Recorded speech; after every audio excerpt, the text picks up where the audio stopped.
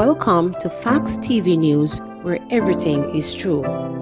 Company fined $800,000 for falsely collecting GCT. Tax Administration Jamaica (TAJ), through its Intelligence, Investigation and Enforcement Unit and its legal division, has prosecuted Kesdin Technology Limited for breaching Section 56(5) of the General Consumption Tax (GCT) Act, a release stated.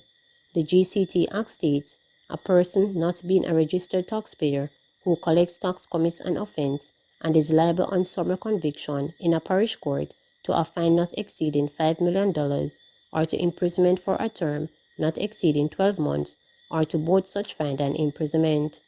The release disclosed that the tax authority's legal counsel led evidence that for the period of October 2020 and November 2020, the company Kesdin Technologies Limited collected general consumption taxes without being a registered taxpayer for GCT.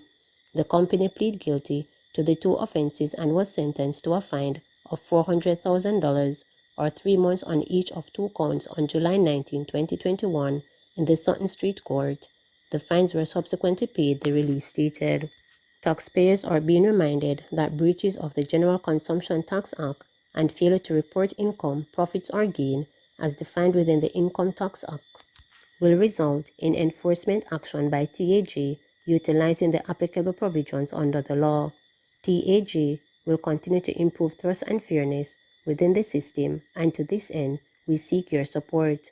Customers may obtain further information on the tax law and any other tax-related matter by contacting the TAJ Customer Care Center at 888-829-4357, nearest tax office, or visit our website at www.jamaicatax.gov.jm, the statement said.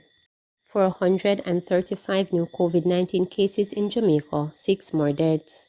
Jamaica recorded 435 new COVID-19 cases and 6 deaths on Wednesday, bringing the infection total to 81,394 and the virus death toll to 1,809. The Ministry of Health and Wellness reported that the new cases comprised of 227 females and 182 males with ages ranging from 2 days to 95 years. 26 additional cases are under investigation. The cases were recorded in Kingston and St. Andrew, 120, St. Catherine, 95, St. Elizabeth, 58, Clarendon and Manchester, 36 each, St. James, 26, St. Thomas, 19, St. Anne, 18, Portland, 16, Westmoreland, 5, Trelawney, 3, Hanover, 2, and St. Mary, 1. The deceased are a 27-year-old female from St. Elizabeth, a 35-year-old female from Kingston and St. Andrew, a 47-year-old female from Manchester, a 59-year-old female from St. Elizabeth, a 67-year-old female from Manchester, and a 76-year-old male from St. Catherine. Jamaica has recorded 27,480 active cases after 187 people recovered from the virus, bringing the total number of recoveries to 51,544. Currently, 607 people are hospitalized, 97 of which are severely ill, while 50 are critically ill and 137 are moderately ill. PNP headquarters main gate closed to maintain crowd control.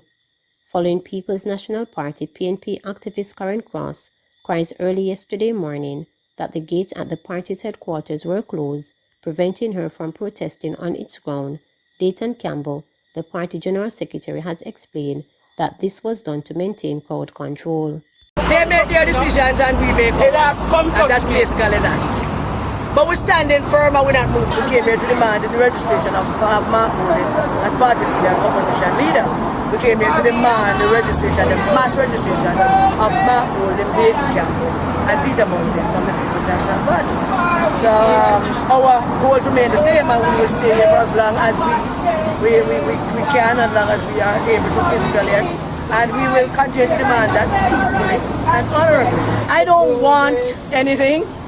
Want is a word that I try to avoid. I prefer need and necessary. And I am not promoting anyone, but I think the division within the party right now is so great that it's kind of hard to pinpoint a person, but I can say this. I would want somebody who is going to look at all the forces and all the camps and be able to bring them together and come to some kind of conclusion, some kind of arrangement as to how we proceed as a party. And that could be anybody from Philip Caldwell to Lisa Hannah. But I'm not particularly promoting anyone about that. All I want is for the People's National Party to get back some relevance. Just get back some relevance. Just be there for the ground troops, for the PMP base, and to show Jamaica that we are an opposition party preparing to run this country again. And right now we are able to prove to the Jamaican people that we are doing that. But I'm not so much focused about Jamaica, because I think that nobody in the PMP can do anything for Jamaica unless we fix the PMP. We need back the real People's National Party, brother. I am crying from the depths of my heart for supporting this party for 50 odd years. From 10 years old, I fall in love with the People's National Party, and it's the worst I have ever seen it. Wogan can't survive this one we are pushing up. And the media is not playing their role in terms of making the people know exactly what is happening across the world. I am never nervous about what the police might do. The police is the police, and there are things that the police will do within the confines of their job and the laws that enable them to do that. And we are not here to cause the police any grief. So we do hope that the police will not cause us any grief either. As to yesterday's protest, I am of the view that peaceful protest is a necessary and bedrock tenet of democracy, and it must be allowed to take place. Peaceful protest must not be trampled on. Our first time in Houston, where PMP people are locked out of PMP headquarters. Once we announced that we were coming, Mark Golding, of course, and organizing his people from his constituency to come on the PMP compound for confrontation. We are not going to give them that. But we are here to peacefully register our dissatisfaction with Mark Golding and his band of merry men. And we're not going to engage in any confrontation with any comrade from anywhere. So we are fine out here at the gate, and them can keep it locked. As far as I see more than 10 persons gathered. Yeah, but their rises when they came in them taxation, threats and all that. I want to find out what is that. I appreciate that. Thank you so much, sir. I come to say about my minister, Mark Golding. He is doing a good job. What the PNP needs to do, stop the fight. I never know the gate could open. And stop fight against whosoever the people put in the seat for run the country. I am a PMP supporter. I personally is a leader.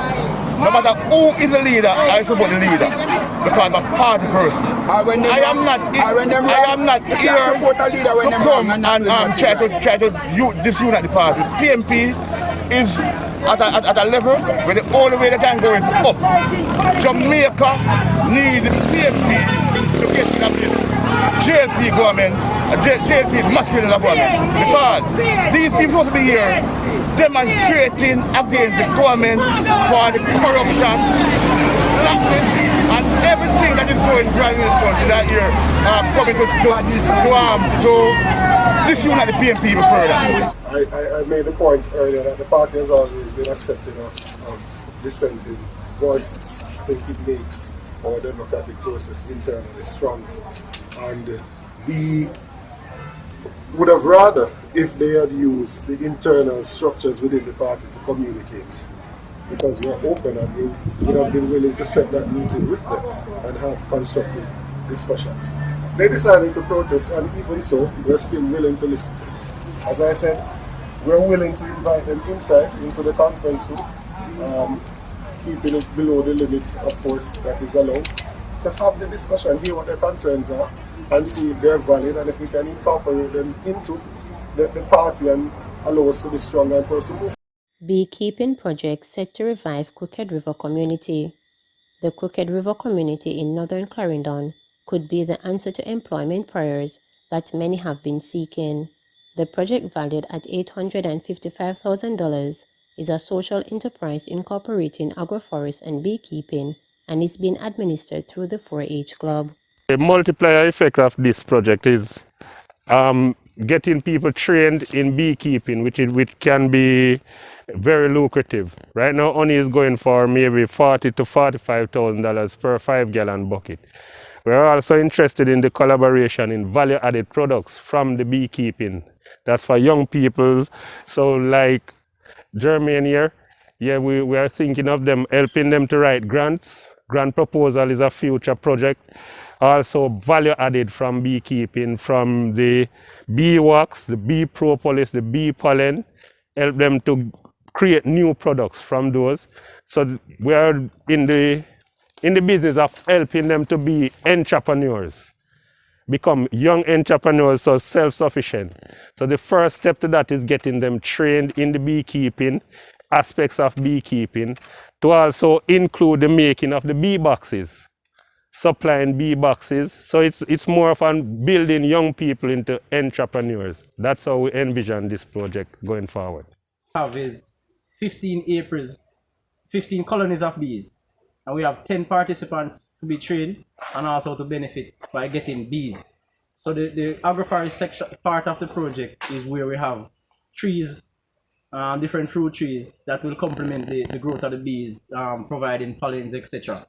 And those are to be given to farmers in and around the community to plant. And we have some lumber also, and the lumber tree is going to be used for soil conservation, be planted in specific points where we can protect our soil from eroding or landslide. Rural adaptation and resilience with the use of livestock and aquaculture. Bees are a form of livestock.